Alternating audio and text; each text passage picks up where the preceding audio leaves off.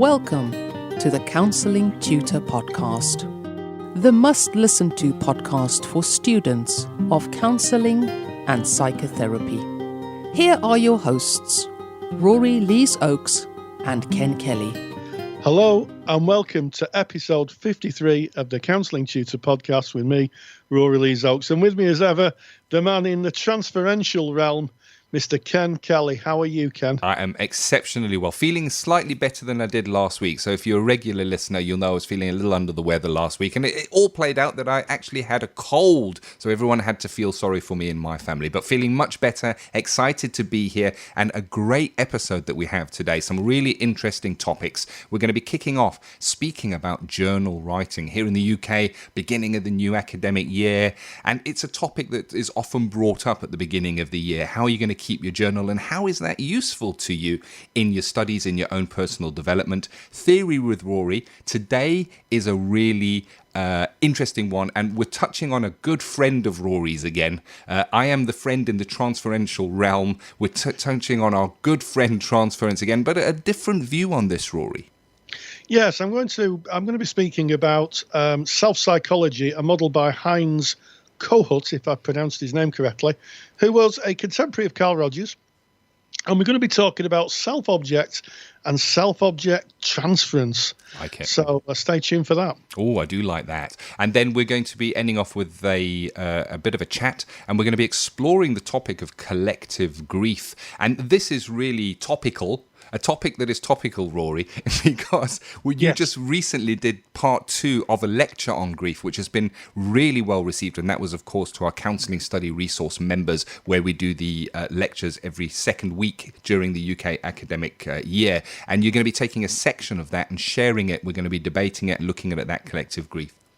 Yeah, absolutely, Ken. And, you know, it's really, really important because grief is something that comes up in the therapy room a lot, and sometimes it's by clients who don't present with issues of bereavement. It's a theme that emerges within therapy, and all therapists really should have a good handle on how to work with it. 100%. And I'm looking forward to that because, as you know, I work as a clinical supervisor. I work with supervisees, and grief is something that is often brought, and it is tricky. It is challenging being able to identify it and work with it. So we're going to be looking at that. But we open up today with journal writing. And Rory, can you give us a bit of a background? I believe this was, of course, a suggestion from our Facebook group. Yes, so we're very grateful, as always, to Wendy Lynn Dickinson, who's a member of our Facebook group. And if you want to join our Facebook group, if you just go to Facebook and type in Counselling Tutor, you'll find us. We're a closed group. Just knock on the door. Of course, we're going to let you in. And you can join, I think it's about 13,000 other individuals who are interested in the world of counselling and psychotherapy. Have a chat, get involved, because there's so many people there on all different courses from across the world. It's absolutely a fantastic place. But she writes, "Hi, just started level 3 and wondered if anyone had any tips on journal writing to get me started, please." Thanks. So, Wendy, I hope we're going to answer your question today.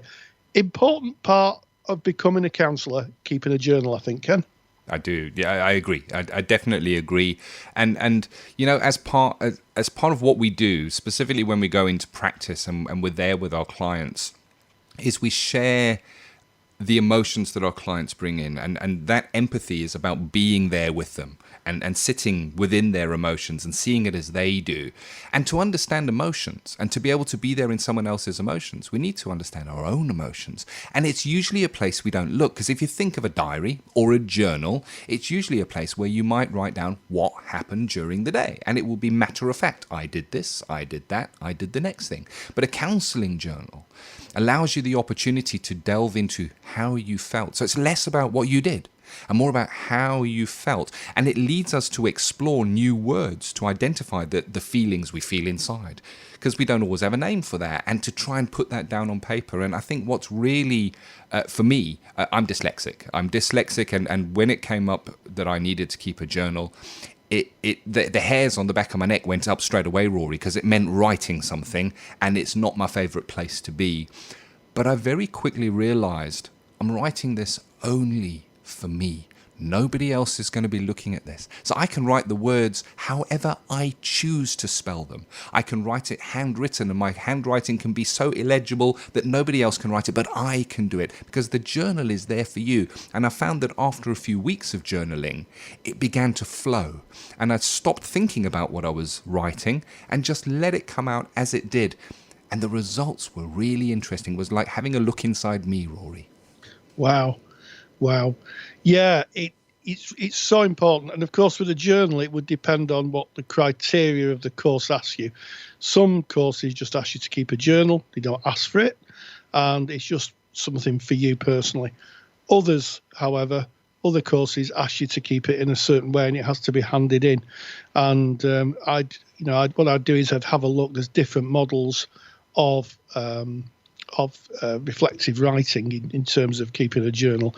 So I've actually made a video on it. So we'll put that onto the website where the podcasts are hosted. What's also really interesting, Ken, I went up into the loft the other day. Yes, into the loft at Counselling Towers.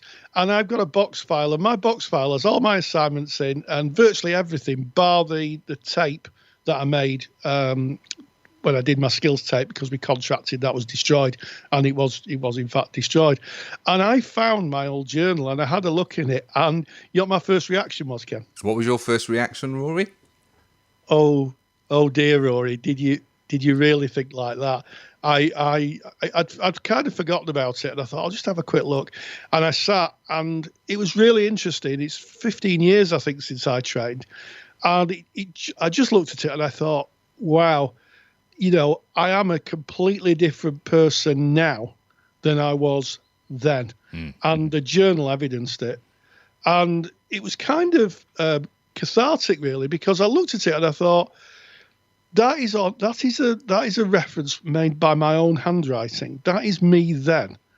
And I look at it, and it wasn't like another person, but certainly it gave an indication of how much I've grown, both professionally in terms of my work, but also in my own personal development, and it would have been interesting to meet the Rory 14 years ago, because I'm sure that I may have gone, ooh, a little bit maybe. I'd have to be kind to him, I think. I'd have to be kind to him.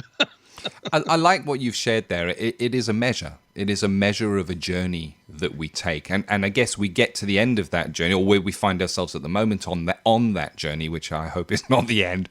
And we are there because of that journey, and because of that person you were those 15 years ago, and the lessons you were learning and the growth that you were having at that time. And that leads me on to quite an important point with regards to journaling.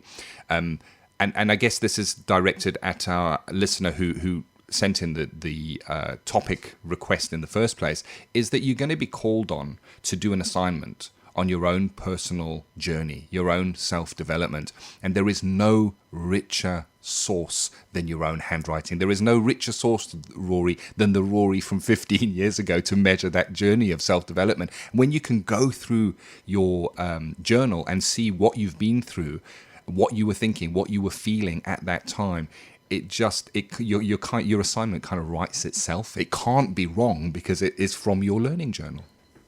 Yeah, absolutely, Ken. It is such a rich seam to be able to get that to get that assignment done, and also I think it links in a lot. My own one links in a lot to practice. How my practice has matured and kind of fermented over the years. So really, really useful. And one play, if you're writing a journal, make sure you keep it safe. These are your innermost thoughts and feelings. They're a part of you. It's your intrapsychic process. There's a word, intrapsychic process, your own process. And make sure you keep it safe, and make sure that, if you feel you need to access it, then only you need to access it. Be the keeper of your own confidentiality. I like that very, very much. And I guess the question was around tips. And I know, Rory, that the video that you're sharing gives some very, very specific tips when you have requirements of how you need to keep that journal, how you need to write that journal. And you will be hitting criteria, I guess. But if it is just a free journal and it is just for you, then I guess my tips are just let it be you. And we speak in counselling, and specifically in person-centred counselling, about an external locus of evaluation and an internal locus of evaluation, where an internal locus of evaluation is that we trust who we are and what we feel. But when we work from an external locus of evaluation, we look for other people to tell us when we feel okay. And the whole process of person-centered therapy is to work with the client that they move from that external locus of evaluation of you're going to tell me how I should feel and when I should feel good and when I should feel bad, to I trust myself. And what I might say in my tip for your journal writing is just trust yourself. It's for you, and whatever you put in, it's right. Absolutely, and that's a great lesson, isn't it? Which we try and help clients come to. Whatever it is, it's you, and that's okay. I love it. No more to be said on that. And of course, if you've got anything to add, get onto that Facebook page. Go to Facebook, Counselling Tutor, knock on the door, join us, and let's have this discussion thread being expanded upon, because the journals will be as unique as you are. And moving on, we've got some great theory today. Theory with Rory, looking at self-object and self-abject, or is it abstract, Rory? It's self-object and self-object transference. Hello, transference, my old friend. We're back again. We're going to have to make that song. We really are. You and I record that song. We'll release it. We could put it on iTunes, couldn't we, and see if anybody would buy it. We'd have to I think I'd have to auto-tune my voice, though. I don't think that'd make the X Factor somehow. But yes, it's an interesting model by a theorist called Heinz Kohut. And the self-psychology movement was really popular in America in the 60s. And Kohut was a collaborator with Carl Rogers and Eric Berne. Yes, you see, it's amazing, isn't it? If you dig deep enough, you'll find that a lot of the theorists, they all kind of come from the same place or share ideas, and those ideas are distilled into different theories. And we're going to have a look at specifically why it was used. It was used for the treatment of narcissistic personality disorder. But in terms of, the studies that a lot of the people who listen to this do, it's about the relationship and the importance of the therapist being a solid object in the relationship. And I'm going to explain why that's key as we go into the theory. And without any further ado, let's get into that theory, because it is now Theory with Rory. Counselling Theory with Rory Lees Oakes. A few months ago, I was celebrating my grandson's first birthday. We had a party with all the associated trimmings one would expect: cake, blancmange, and of course tea. It may have been the noise or the fact that Jacob had never seen so many big people in one place before, but he became a little distressed. So I took him outside to look at the trees and listen to the bird song. I noticed that after a couple of minutes, with a big sigh, he went back to his usual happy self. This little interaction illustrates a key idea in psychotherapeutic thinking, that of self-object and self-object transference. The idea that an individual can introject, by transference, another's self-regulation and emotional stability. Jacob effectively used my calmness to regulate himself, a form of transference. It's a theory drawn from the self-psychology movement and the work of Heinz Kohut in Chicago in the 1960s. Earlier this week, I caught up with Bob Cook from the Manchester Institute for Psychotherapy, who is a scholar of Kohut's work, and this is what he had to say about him. Okay, so Kohut, probably one of the most famous psychoanalysts of our generation. Well, he's died in 1985. And in fact, if you go to YouTube, put Kohut in, you'll come to a very old grainy video, 85, it's not long ago really, talking about what you're talking about now. He was slightly attacked early about, he was attacked, academically I'm talking about, he was attacked probably for several years before this video, about his use of empathy, and we'll get onto that in a minute. And he was the creator of self-psychology in America, probably the biggest psychoanalytical psychotherapy movement around. So he's a very important, influential figure. And let's go back to your question now, okay, which really comes from the object relation movement. And it's the idea exactly of what you said, that clients will take in, almost by osmosis, if you like, a representation of the other, that's the actual therapist, through the mechanism of transference. So through transference, they start to internalize let's say this way, the good object.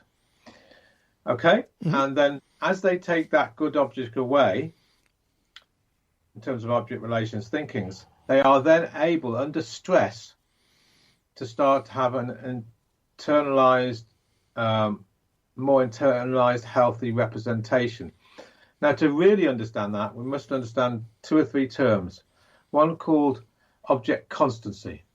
When the infant starts to separate out from the mother, in the mother-infant dyad, you have a phase of time in France called the rapprochement stage, and in the UK we call this the separation individuation phase.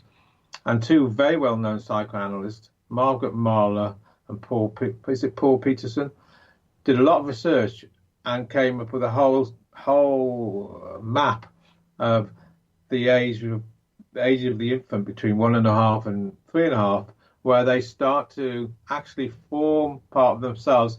And the way that they develop their internalized psychological map is to internalize the mother, which we're going to call the object, so that as they separate, they can take psychologically an internalized positive object to provide a level of consistency over time, and specifically under stress.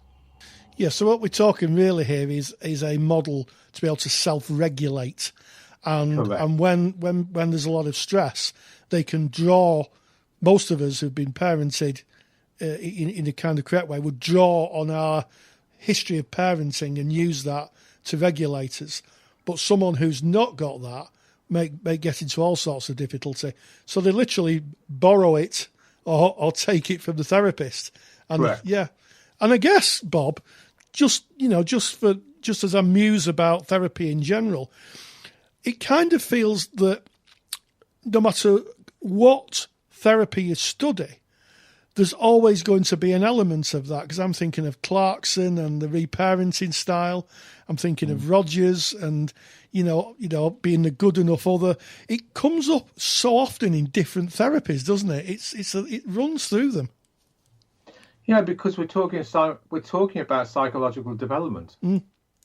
We're talking about what makes up the psychic structure of the human being, and without doubt, the way that we developed is to, as I said, we start to separate, and the only way we separate in the way that we're talking about here is to develop an internalized map of self-objects.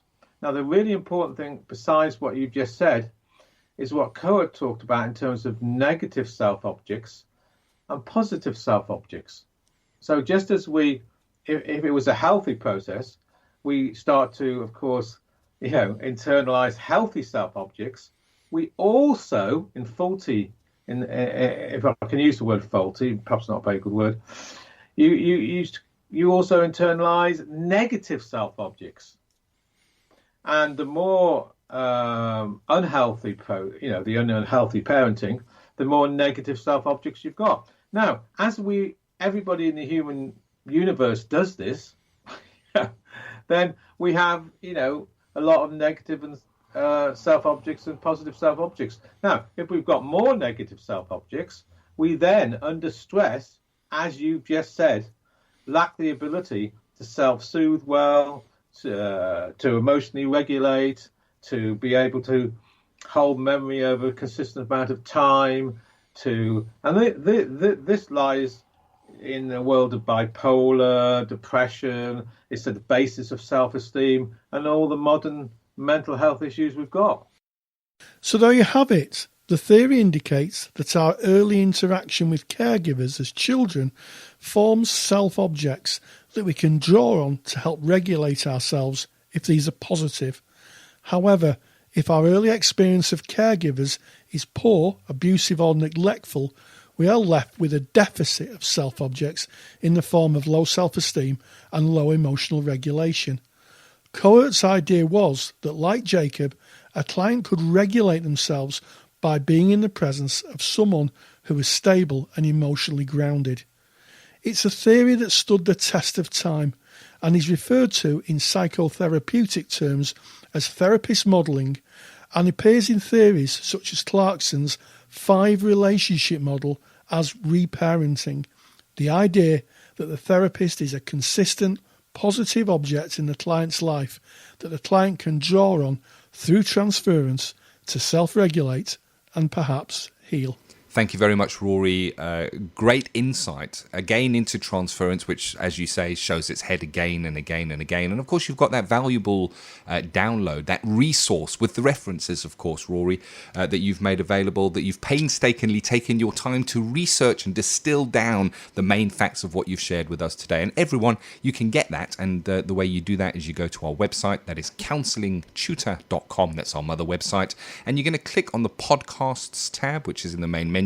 Go to episode 53 and you can download that handout from within the show notes. And of course, we write show notes for all of our podcasts to give you a summary of what was covered. However, if you are a Counselling Study Resource member, then you will have the handout. It has already been added to your Handouts Vault. And of course, anybody can join the Handouts Vault. Handouts Vault is just all of the resources that we make available on the Counselling Tutor website. We've taken them, all of Rory's personal handouts from over 10 years of being a lecturer, a lot of those taken, and they've been put into that handout vault for you, so it's there as well for you. And moving on, because we've got a great topic that we're going to be looking at, and that is collective grief. You did a lecture just recently. You finished part 2 of your 2-part lecture, Rory, that is, of course, again in the Counselling Study Resource in the lecture library. But we're speaking specifically today about collective grief, mass grief, I guess. Yeah, it's really interesting, and you're right, I did touch on it in a recent 2-part lecture. And if you are a member of the CSR study group or the CSR library, you can go into there and you can watch it, and also you can get a CPD certificate, 2-hour CPD certificate. Oh, I like it. You can print out and put in your folder, which is really good. Yeah, it's really interesting. A few weeks ago, I noticed that people were sporting a lot of bee tattoos. And I know on the back of my car, I've got a bee. And the reason for that is I'm a proud son of Manchester. And the events of May of this year in Manchester, where somebody set a bomb off and there was deaths and terrible sadness and a completely awful situation, really made people come together in a collective way. And we see this echoed in a lot of things, and it certainly presents in the therapy room. So in terms of societal and kind of sociological issues, recently we've revisited the 20th anniversary of the death of Diana, Princess of Wales. And I can remember I think it was 1992, that literally where I live, the whole world stopped to mourn Diana.